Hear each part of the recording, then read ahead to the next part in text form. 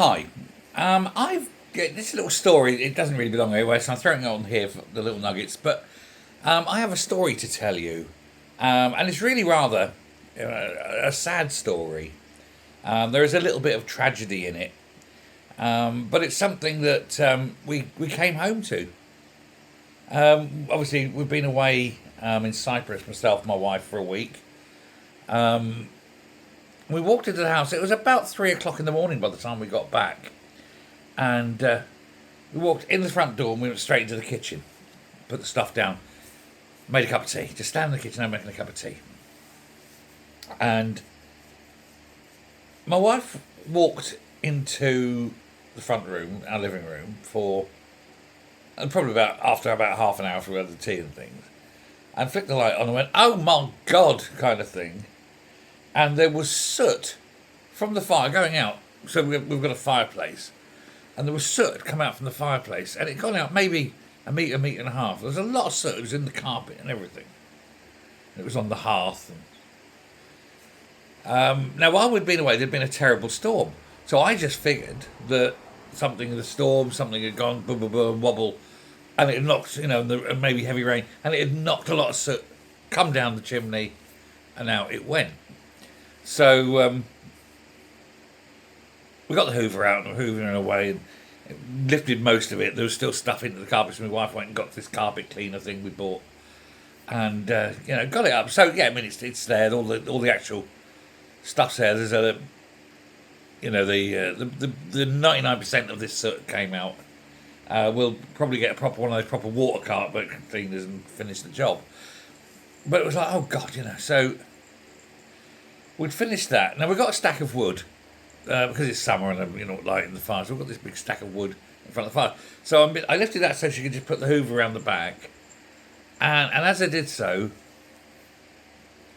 I noticed what had caused all the soot to come down the chimney and out into the room. And there was, I'm afraid to say, a rather desiccated thrush, a little bird. Obviously, it had come down the chimney, and we've got a fire guard. I mean, thankfully, really, we've got a fire guard in front of the fire, so it come down. It couldn't get out of the fire, and of course, in this heat, it couldn't go anywhere. There was no water available, and sadly, it died. But it would. I don't know when. It must have been some days. It was slightly desiccated, so not quite mummified, but you could tell there was. It died really quite a horrible dying of thirst death. And I was really saddened. I was very saddened by it. So I went and got I got some kitchen roll in a plastic bag, and I picked the bird up, put it in the bag, wrapped it up. We've disposed of the bird. Didn't give it a Christian burial or anything, but it's there. And I was very sad, and it's really sort of played on my mind, because if I'd been here when a bird came, and because it's not the first time. It's not the first time a bird's come down my chimney. There was one maybe 5 years ago, and I said, "What the bloody hell's that noise?" And I looked, and it was a thrush. Must be something to do with chimneys and thrush. And there was a thrush sitting in there again behind the fire guard. Luckily the fire wasn't on, and it was just looking at me. So again, I went and got a towel, and got it, and threw it out the door. But yeah, so we had that. Anyway, it's all cleared up now. But you go away for a week. It's a horrible thing to come back to, I don't just mean the dirt. The dirt's cleanable, but the fact some poor innocent creature sat there and died quite a horrific, dying of thirst death. Not my fault. I don't feel guilt like that. I just feel saddened by it. And it's really quite sad. So anyway, I've decided what I'm going to do is next time we get the roof going, because we've got a guy who goes out and clears all the roof and things. I'm going to get him to put some chicken mesh over the top of the chimney, so that nothing can fall down, or at least nothing the size of a thrush can get down. But yeah, it's really quite sad. There we go.